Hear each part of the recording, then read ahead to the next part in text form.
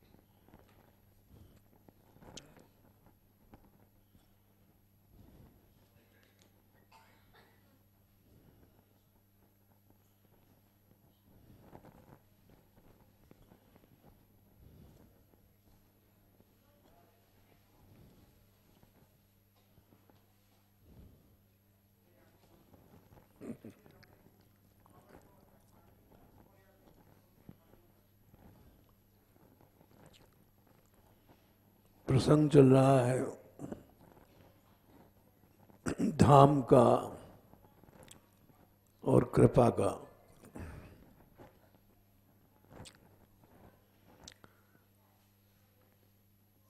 शतककार ने लिखा है,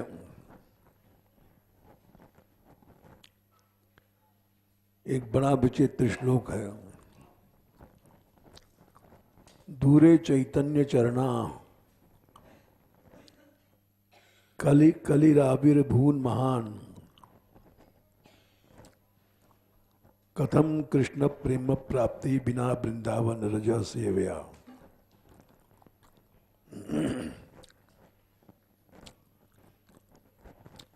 चैतन्य देव नहीं रहे,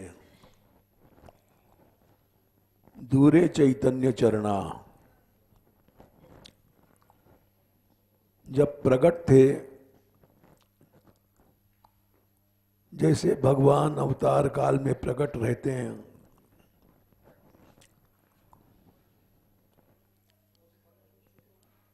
तिरोहित हो जाते हैं, तब वो सुलभता नहीं रहती है।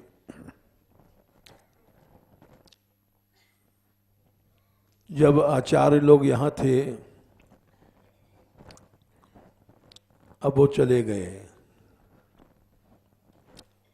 दूरे चैतन्य चरणा और कलिराविर्भून महान।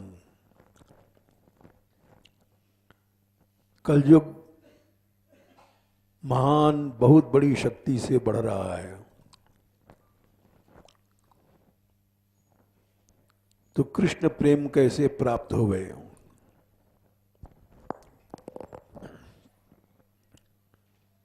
तो शतककार लिखते हैं, घबराओ नहीं, चैतन्य देव नहीं है, आचार्य सभी चलक गए, वृंदावन रज वही है। कथम कृष्ण प्रेम प्राप्ति बिना वृंदावन रज सेवया। ये धाम कालातीत है,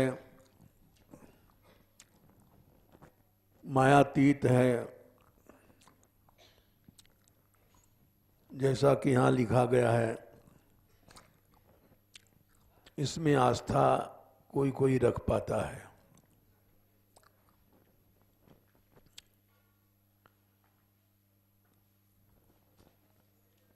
ये वही धाम है जहाँ भक्ति देवी जो बूढ़ी हो गई थी और इसी धाम में आकर के युवती बन गई, जवान बन गई।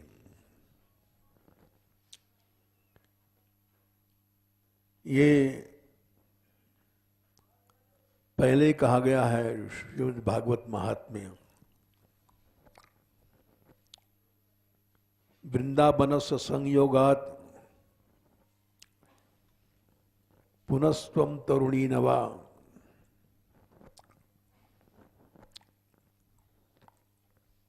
धन्यम वृंदावनम तेन भक्तिर्नृत्यति यत्र च। ये जो वृंदावन दिखाई पड़ रहा है, ये लगता है हमको प्राकृत।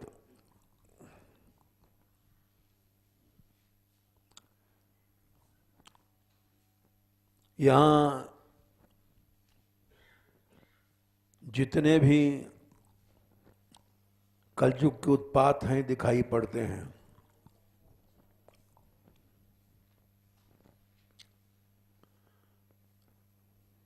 नारद जी ने कहा है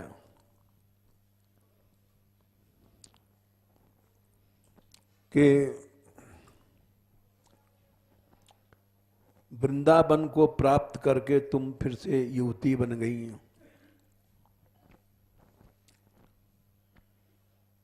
धन्य है वृंदावन जहां अब भी भक्ति नाचती है। ये महात्म्य में कहा गया है।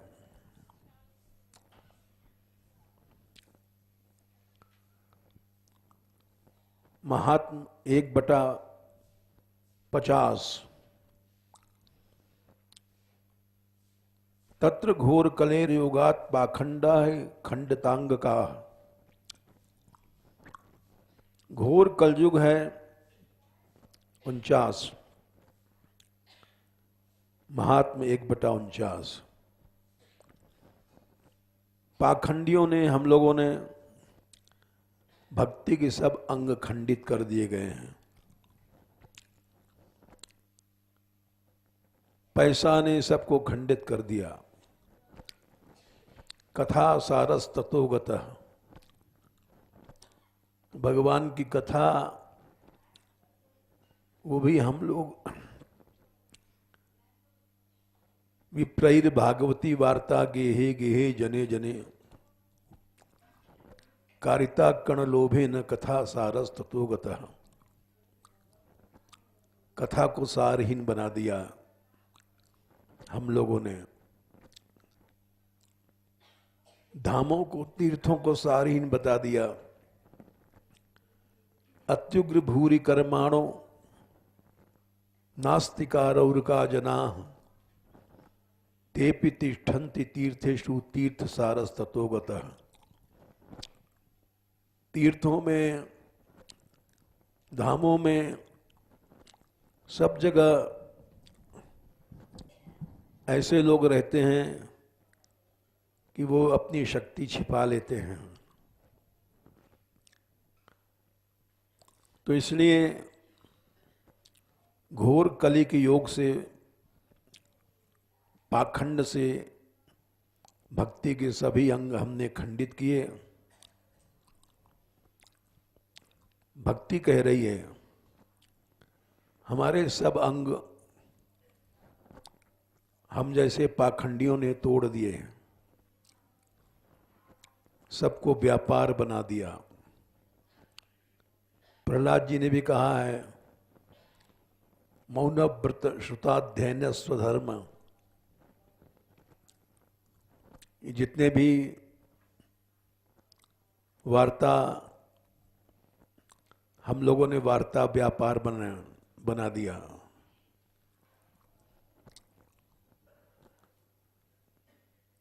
मौन व्रत श्रुताध्ययन स्वधर्म। आगे क्या है? व्याख्या रहो जप समाधय आप वर्ग्या। व्याख्या, भाषण करना,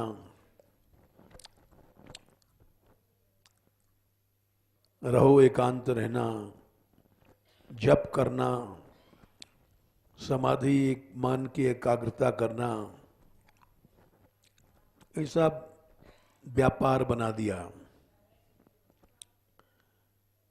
ये प्रहलाद जी ने कहा है। तो इसलिए वही बात यहाँ भक्ति देवी कह रही हैं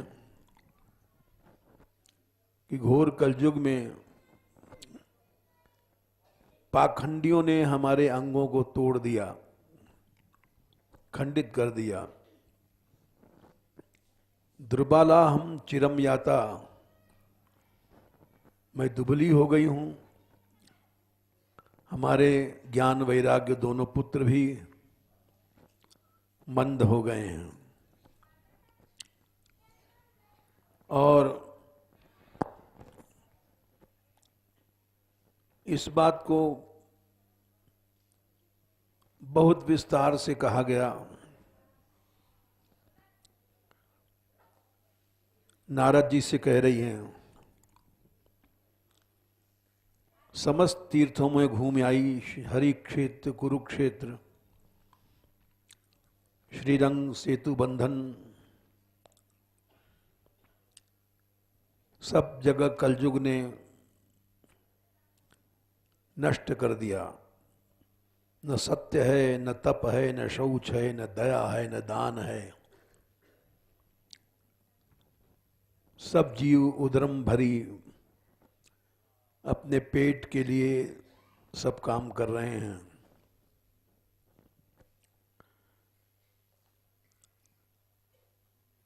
फिर भी घूमते घूमते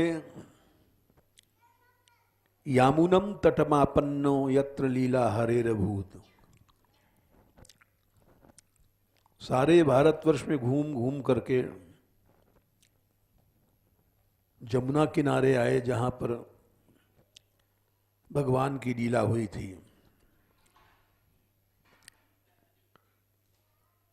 वहां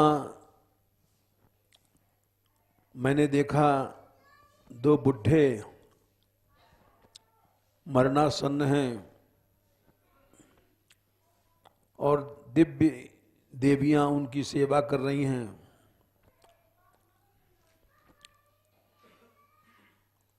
और एक देवी जवान है, दो बूढ़े उसके पास पड़े हैं। तो मैंने उससे पूछा, मैं उसके पास गया, नारद जी कह रहे हैं। वो देवी बोली,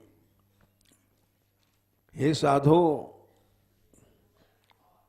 कुछ देर रुको, तुम्हारे दर्शन से सभी पाप नष्ट हो जाते हैं। नारद जी बोले, तुम कौन हो? भक्ति बोली, मैं तो भक्ति हूं।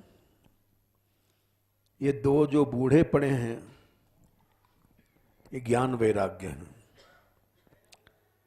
ये तमाम देवियां गंगा जमुना आदि हमारी सेवा कर रही हैं।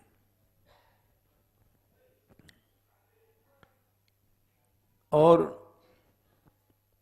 द्रविड़ देश में पैदा भई, कर्नाटक में बढ़ी, महाराष्ट्र में, गुजरात में आई, वहां बूढ़ी हो गई और पाखंड से हमारे अंग खंडित हो गए। लेकिन मैं घूमती घूमती ये प्राकृत संसार में घूम रही थी। गुजरात, महाराष्ट्र, द्रविड़, ये सब प्राकृत भारतवर्ष के क्षेत्र हैं। फिर वृंदावन आई, यानी इस धाम का अवतार प्राकृत क्षेत्र में ही होता है, कल्याण करने के लिए। वृंदावन में आती ही मैं जवान बन गई, मेरा सुंदर रूप बन गया। लेकिन ये दोनों मेरे पुत्र जो सोए हुए हैं ये कष्ट पा रहे हैं। तो मैं इस स्थान को छोड़ करके अब विदेश जा रही हूं। मैं जवान हो गई, ये दोनों बुढ़े हैं, ये ठीक नहीं है, कोई उपाय। तो इसका मतलब यह है कि ये वही धाम है वृंदावन, जहाँ भक्ति आकर के द्रविड़ से, कर्नाटक से, गुजरात से, महाराष्ट्र से आई और फिर से जवान बन जाती है। ये दोनों बेटे नहीं बने, क्यों नहीं बने?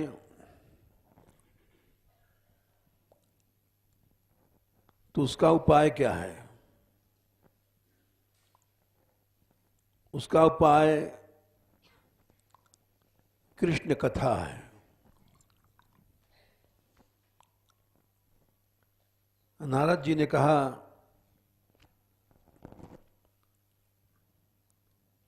सनकादिक से पूछ करके कृष्ण कथा, भागवत कथा उन्होंने सुना, उससे ज्ञान वैराग्य जवान हो गए।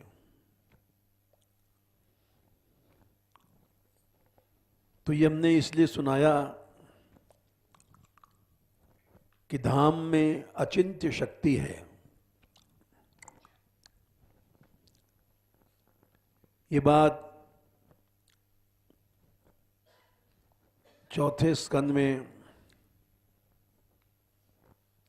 नारद जी ने बताया था ध्रुव को, तत्तात गच्छ भद्रम ते यमुनायास तटम शुचि। ध्रुव ने कहा था कि मैं जिज्ञासा के लिए निकला हूं। नारद जी ने कहा, बेटा तुम यहां से यमुना जी किनारे चले जाओ।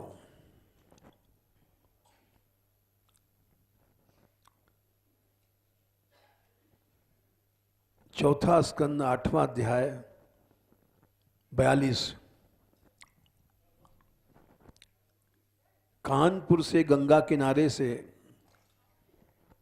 उन्होंने यमुना किनारे भेजा। तत्तात गच्छ भद्रम ते यमुनायास तटम शुचि पुण्यम बधुवनम यत्र सान्निध्यम नित्यदा हरे।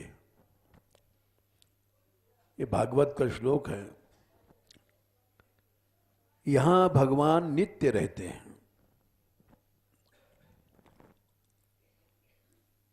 इसी कारण से लोग धाम में करोड़ों लोग आते हैं।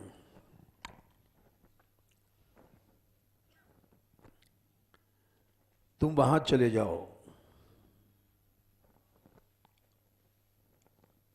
और वहां जाकर के उन्होंने ओम नमो भगवते वासुदेवाय श्री कृष्ण मंत्र बताया। इस मंत्र का अधिष्ठात्री देवता वासुदेव है। ये हमने भी परसों बताया था। रामायण में भी मनु ने वासुदेव मंत्र, तुलसीदास जी ने लिखा था, जप करके राम की को पुत्र रूप ने प्राप्त किया। ये अनादि है। कृष्ण उपासना अनादि है।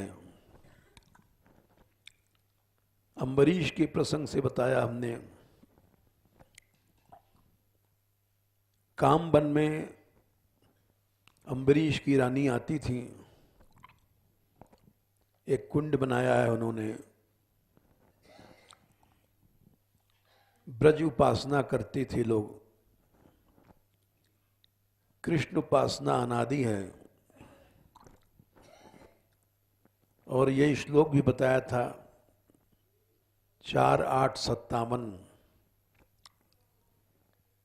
ध्यान करने के लिए कृष्ण लीला बताई। स्वेच्छावतार चरितैर अचिंत्य निज माया, अचिंत्य शब्द का प्रयोग किया गया है। इस अचिंत्य के ही आधार पर गौड़ेश्वर संप्रदाय में महाप्रभु जी ने अचिंत्य भेदा भेद, अचिंत्य शक्ति, इसका विस्तार से वर्णन किया गया कि भगवान की माया अचिंत्य है, उसको बुद्धि से समझा नहीं जा सकता, और उस अचिंत्य शक्ति से करिष्यति, ये भविष्य काल का प्रयोग है। भगवान जो लीला करेंगे यानी कृष्ण लीला, उसका ध्यान करो। कर चुके हैं ये नहीं, करिष्यति। तो उन्होंने वैसे ही जो भगवान की माखन चोरी लीला है, रास लीला है, गिरिराज लीला है, ये सब नारद जी ने बताया ध्रुव को। और ये ब्रज में आए तो प्रश्न हुआ कि उस समय कृष्णावतार तो था नहीं, लीला कैसे हुई? तो 62 श्लोक में ययो मधुवनम पुण्यम हरेश चरण चर्चितम, जहां भगवान के चरण पड़ चुके हैं, चरण से चर्चित स्थली है, चरण से अंकित स्थली है। चर्चित माने जैसे चंदन को लगाते हो तो चंदन चर्चित नील कलेवर पीत वसन वनमाली, गीत गोविंद में आता है। कैसा कृष्ण का अंग है? चंदन से चर्चित है। तो वैसे ब्रजभूमि कैसी है? भगवान के चरण से चर्चित है, अंकित है।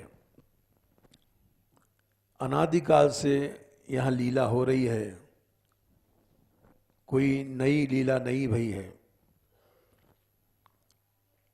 ध्रुव जी यहाँ आए, ये चर्चित शब्द बता रहा है कि भूतकाल में कृष्ण लीला हो चुकी है, नित्य लीला है। उसका अवतार होता रहता है, धाम का अवतार होता है, फिर धाम छुप जाता है। जैसे महाप्रभु जी ने उपदेश दिया, लोकनाथ गोस्वामी आ रहे थे ब्रज में, ब्रज में लुप्तेर तीर्थेर उद्धार करिया, तुम ब्रज में जाकर के लुप्त तीर्थों का उद्धार करना। उद्धार करिया, ये आज्ञा दिया। क्यों आज्ञा दिया? कि भगवत इच्छा से ये लुप्त हो जाता है। अब कोई शंका करे कि कलयुग का प्रभाव क्यों पड़ता है?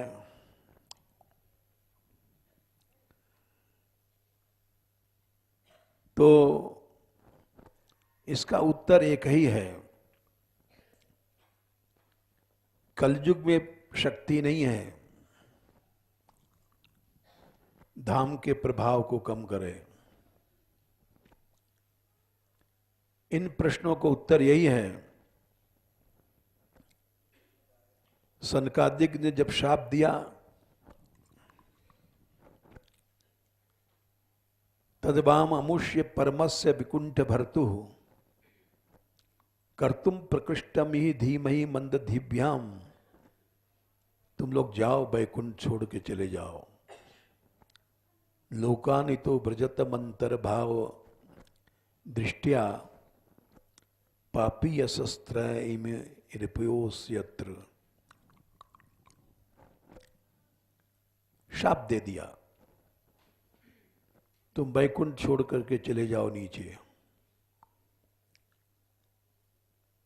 जहां काम क्रोध लोभ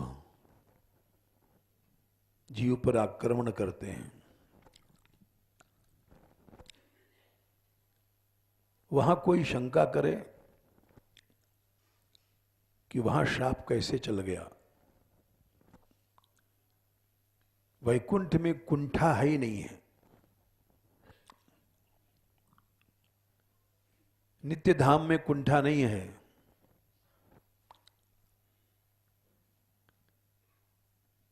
भगवान के जहां चरण है वहां कुंठा कहां है, इसलिए उसका नाम विकुंठ है। महात्मा लोग भी लिखते हैं, प्यारी जू के चरणार बिंद शीतल सुखदाई, कोटि चंद मंद करत नख विदु जुदाई, पाप ताप रोग शोक दारुण दुखारी, लाल इष्ट दुष्ट दबन कुंज भवनचारी, श्याम हृदय भूषण जित दूषण हित संगी, वृंदावन धूर धूसर रास रसिक रंगी, शरणागत पतित पावन अभय विरद माने बाने, व्यास से अति अधम आधुर को न समाने। कि इस धाम में पाप ताप शाप ये नहीं है, फिर क्यों शाप दिया और शाप बैकुंठ में क्यों चला जहां कोई कुंठा नहीं है। तो इसका उत्तर भागवत में दिया, भगवान स्वयं आए, जय विजय खड़े थे और उन्होंने कहा कि तुम घबराओ नहीं, ब्रह्म तेज समर्थोपि, मैं ब्रह्म तेज ब्रह्म शाप को काटने में समर्थ हूं, हम या हमारा धाम। धामना स्वेन सदा निरस्त कुहकम, भगवत धाम में ये सब कपट जो हैं कुंठाएं चली जाती हैं। तो मैं इस शाप को हटा सकता हूं, लेकिन हंतुम नेच्छे,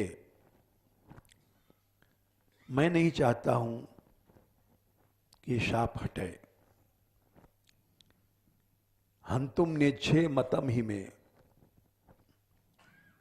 ये मेरी इच्छा से ही ये शाप मिला है।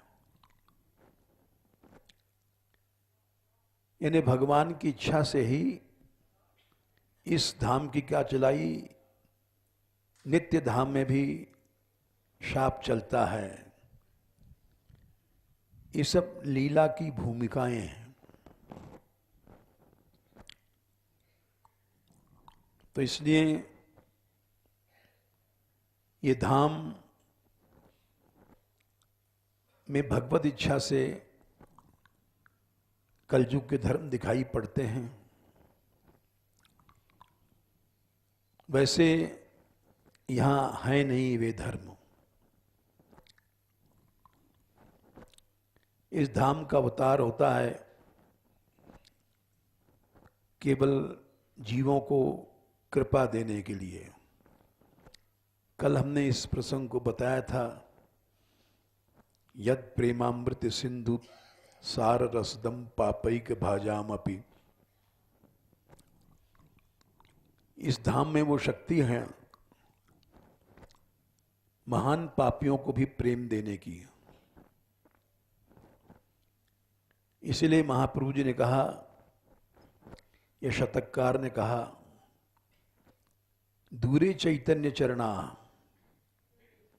यद्यप चैतन्य महाप्रभु आदि आचार्य चले गए हैं और महान कलयुग आ गया है, लेकिन घबराओ मत। कथम कृष्ण प्राप्ति बिना वृंदावन रज सेव्या। धाम का अवतार है यहां। ये धाम पृथ्वी पर आता है, अवतार लेता है। ये बात हमने भी परसों भी बताया था, जब अत्रि मुनि के प्रसंग से। राम को भी पता नहीं था लीला दृष्टि से। अत्रि ने बताया कि प्रभु ये भरतकूप है, तात अनादि सिद्ध थल एहू, लोप्यु काल विदित नहीं केहू। रामायण हम जैसे लोग पढ़ते हैं समझ नहीं पाते, भागवत पढ़ते हैं समझ नहीं पाते। अत्रि ने कहा, हे राम, भरतकूप यहां है। तुम जब जब अवतार लेते हो, अब उस समय का जल अभिषेक का यहीं रखा जाता है, तो यहीं रखो। तात अनादि सिद्ध थल। ये धाम का जो अवतार होता है वो स्थल अनादि है, सिद्ध हैं। बोले फिर लोपे काल, भगवान की इच्छा से ये धाम लुप्त हो जाते हैं। विदित नहीं केहू, यानी कलयुग फलयुग कुछ नहीं है, एक ही उत्तर है, भगवत इच्छा से ये धाम लुप्त हो जाया करते हैं और भगवत इच्छा से प्रकट होते हैं। भगवत इच्छा क्यों होती है इसका कोई उत्तर नहीं है, अचिंत्य है। जैसे भगवान ने रास किया, क्यों किया? रिरंसा उत्पन्न भई भगवान को। रिरंसा माने रंतुम इच्छा। भगवान अपि तारात्रि शरदोत्फुल्ल मल्लिका वीक्ष रंतुम मनश्चक्रे। रिरंसा पैदा भई भगवान को। रिरंसा क्यों पैदा भई? क्यों ये शब्द नहीं लगाया जा सकता भगवत इच्छा में? तो इस रिरंसा के कारण रास हुआ। आचार्यों ने लिखा है, भगवान ने ही शाप दिलाया सनकादिक से। क्यों? जैसे रिरंसा पैदा हुई थी वैसे युयुत्सा पैदा हुई। युयुत्सा माने युद्ध करने की इच्छा। भगवान को इच्छा भाई हम भी लड़ें। किससे लड़ें? ब्रह्मा शिव आदि तो उनके अधीन हैं। कुश्ती होती है अपने बराबर के टक्कर से होती है। बराबर का पहलवान होता है तो कुश्ती होती है। एक कोई बहुत बड़ा पहलवान है, किसी टीबी के मरीज से कैसे लड़ेगा? तो भगवान को युज्सा पैदा भई युद्ध करने की, तो उन्होंने देखा ये सब ब्रह्माशिवादी तो हमारे अधीन हैं, हमसे कौन लड़ सकता है जो हमारे जैसा होगा। तो अपने पार्षदों को शाप दिला दिया कि तुम चलो, तुम हमसे लड़ोगे। जैसे कृष्ण बलराम गए कंस के अखाड़े में, एक एक चांटे में पहलवानों को मार दिया। अब अखाड़ा खाली रहा तो कुश्ती कैसे मचे, तो ग्वाल बालों को पकड़ लिया, ग्वाल बाल आपस में लड़ने लग गए। रोज पटकते थे कन्हैया को, बोले हाँ आ जाओ। अब वहां कुश्ती होने लग गई। भाई बराबर से लड़ाई होती है ना, चाणूर मस्टिक को तो एक एक चांटे में मार दिया। अब इकबाल बाल उनके टक्कर के हैं तो कुश्ती होने लग गई। वैसे भगवान ने को जब युयुत्सा पैदा भई, लड़ने की इच्छा, तो उन्होंने शाप दिला दिया कि हमसे कौन लड़ेगा, हमारा पार्षद ही लड़ेगा, हमारे समान शक्ति है जिसमें। तो इसलिए हंतुम नेच्छे मतम ही में, हमारी इच्छा है, हमारी इच्छा से वैकुंठ में भी कुंठ आ गई, हमारी इच्छा से ये धाम के अवतार पुरियों में भी कलयुग आ गया। अयम ही युग धर्मो वर्तते कस्य दूषणम अतस्तु पुंडरीकाक्षः सहते निकटम स्थित। भगवान पास में खड़े देख रहे हैं,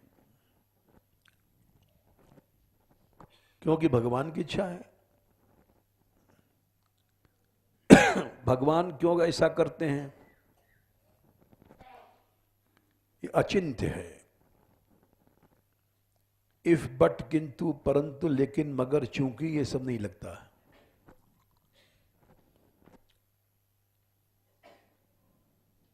तो धाम की उपासना करो, धाम में अचिंत्य शक्ति है। बहुत से श्लोक हैं, यद प्रेमामृत सिंधु सार रसदम पापैक भाजाम आपी। महान पापियों को भी ये धाम कृपा करता है। गोवर्धन लीला में महात्मा ने लिखाया है, महान पापी विजय ब्राह्मण था, यानी कितने पाप किए थे उसने, एक शिला के स्पर्श से मुक्त हो गया। तो इसलिए तर्क वितर्क छोड़ करके धाम का आश्रय करो।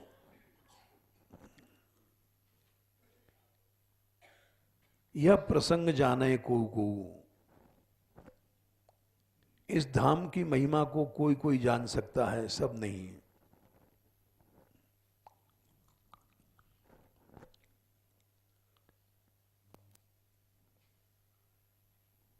धाम का अवतार क्यों होता है? भगवान की कृपा से जीवों के कल्याण के लिए होता है।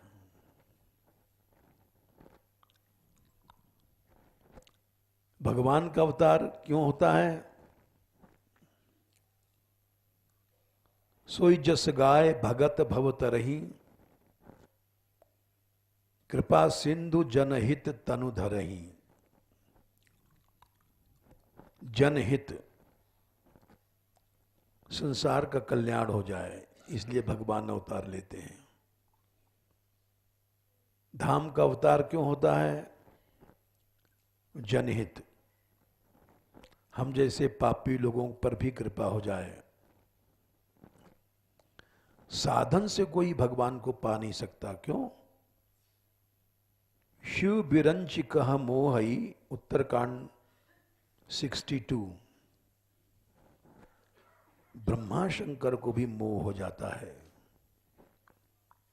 वो है वह पुरा आन।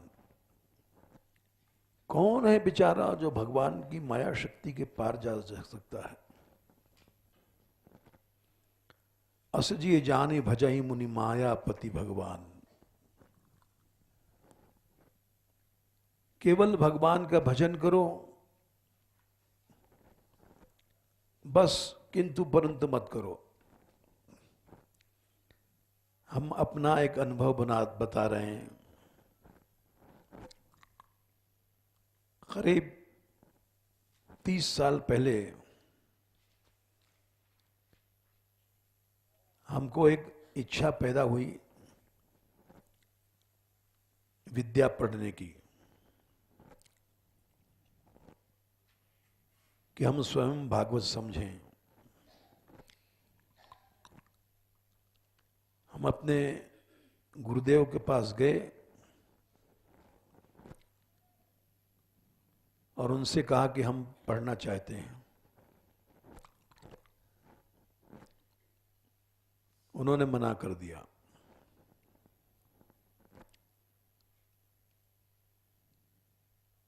बोले क्या करेगा पढ़कर?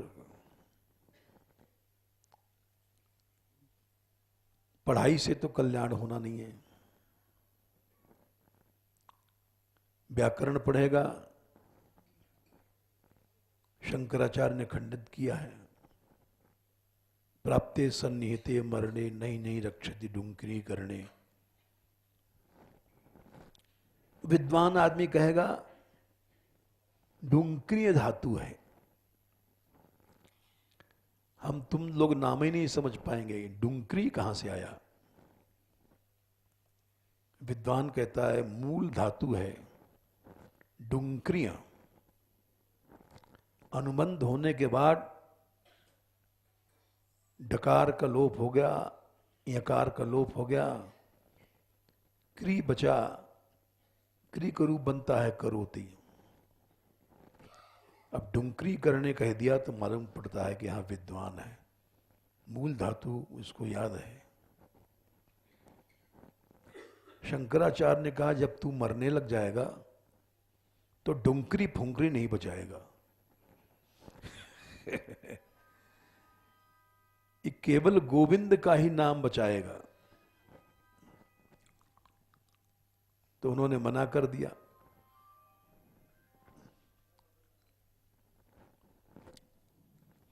हम समझ नहीं पाए और हम पढ़ते रहे प्रथमा मध्यमा शास्त्री करते कराते शंकर भाष्य जब पढ़ा एकदम मन नीरस हो गया। बड़े जोर की पढ़ाई करी, टॉप किया यूनिवर्सिटी में, वृत्ति आई, लेकिन मन में एक बड़ी पीड़ा भई।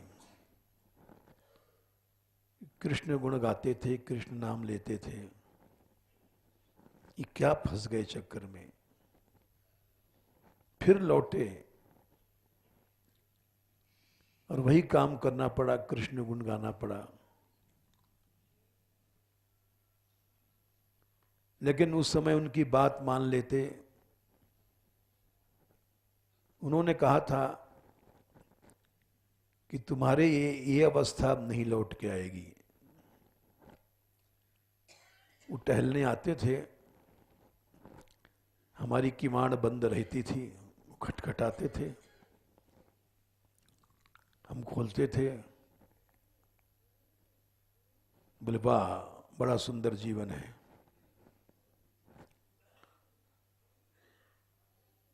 तानपुरा रखते थे, कभी कभी पद गा लेते थे, किसी से मिलते नहीं थे।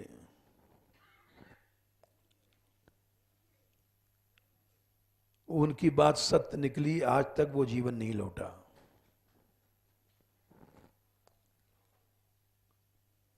और वो मतलब पढ़ना लिखना ये सब अविद्या है। भाषण करने जाना पड़ेगा। खैर गए तो नहीं हम भगवान की दया से, लेकिन फिर भी वो जीवन वही जीवन था। बोले वृत्ति बदल जाएगी तुम्हारी, तुम केवल कृष्ण गुण गाओ। उन्होंने एक और बात कहा था, देखो बड़े बड़े महापुरुषों की बात बता रहे हैं हम तुमको। जीव गोस्वामी जी बड़े महापुरुष थे। उन्होंने देखा कि व्याकरण पढ़ना जरूरी है, इसके बिना शब्द सिद्धि नहीं होती है। व्याकृन्ते व्युत्पाद्यन्ते, उसी का नाम व्याकरण है। तो उन्होंने जितनी देर ये प्राकृत सूत्रों को रटेगा, 7-8 साल तक हम पढ़ते रहे।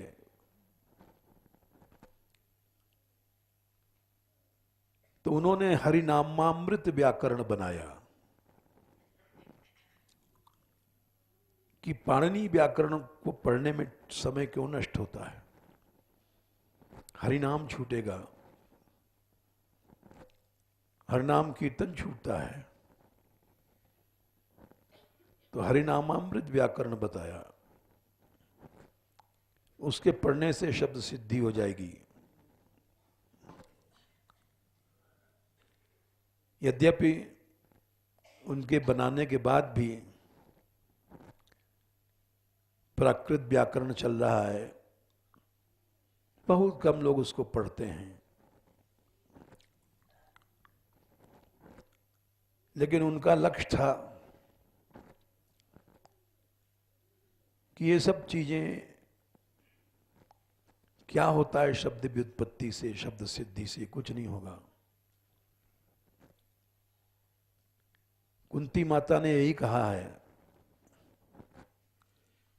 कि भगवान को पाने के लिए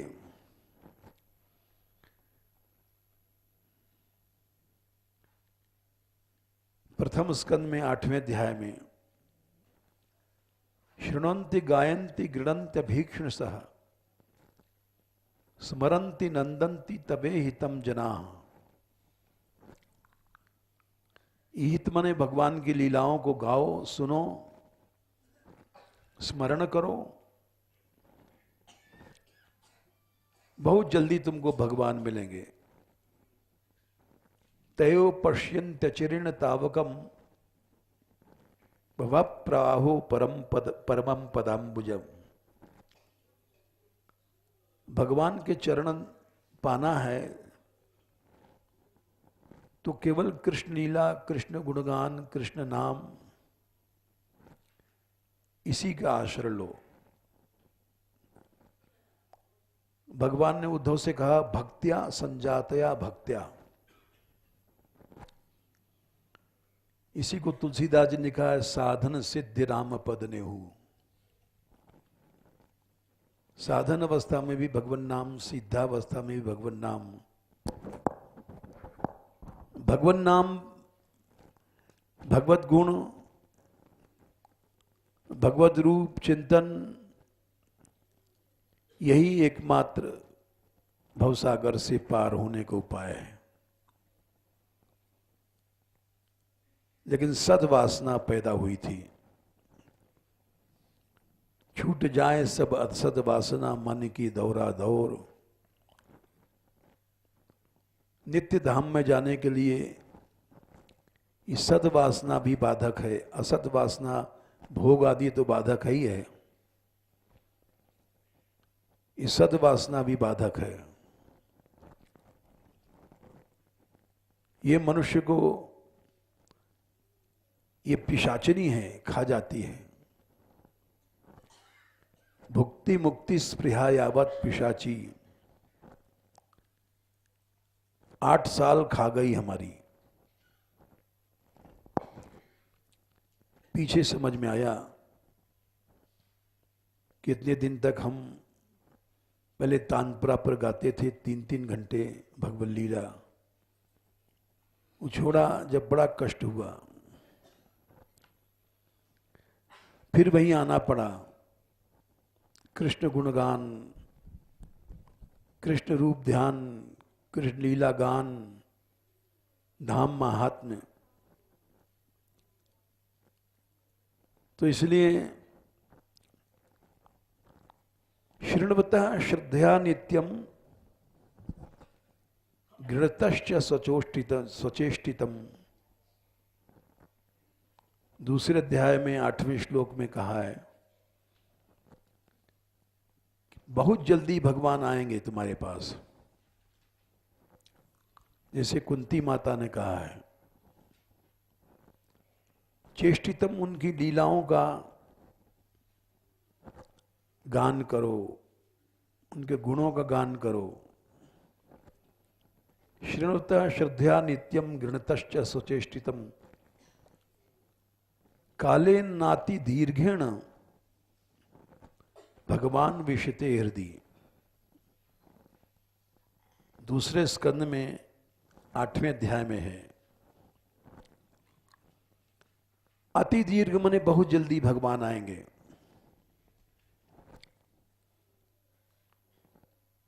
हृदय में आ जाएंगे। प्रविष्टः करणरंध्रेण स्वानाम भावसरोरुहम धुनोति शमलाम कृष्णः शररस्य था शरित। लेकिन वासना, वसन माने ढकना, जब आके ढक देती है तो भगवान नाम रूप गुण लीला की निष्ठा चली जाती है। जैसे असद वासना पिशाची है, वैसे सद वासना भी पिशाची है। भुक्ति पिशाची है, मुक्ति भी पिशाची है। मुक्ति की स्पृहा वासना भी पिशाची है। ये समझना कठिन है। पिशाची है, खा जाएगी तुम्हारे जीवन को, समय को। भुक्ति मुक्ति स्पृहा यावत पिशाची हृदय वर्तते। समय खा गया, काल जीवन को खा गया। तो इसलिए भगवान की माया को शिव बिरंची कह मोहाई, को है वपुरान अस जी ये जाने भजई मुनि मायापति भगवान। एकमात्र उनका नाम रूप गुण लीला, यही धाम, यही बचाता है जीव को काल के बेग से। कोई और साधन नहीं है। इसलिए शतककार ने लिखा कि वो आचार्य तो चले गए, चैतन्य देव चले गए, बड़े बड़े आचार्य थे, वल्लभाचार्य आए, चैतन्य आए, निम्बार्क आए, ये सब चले गए। कलिराविर भून महान धाम है, धाम का आश्रय करो।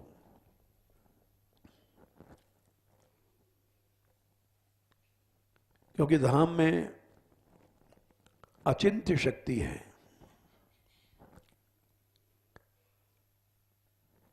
जय श्री राधे।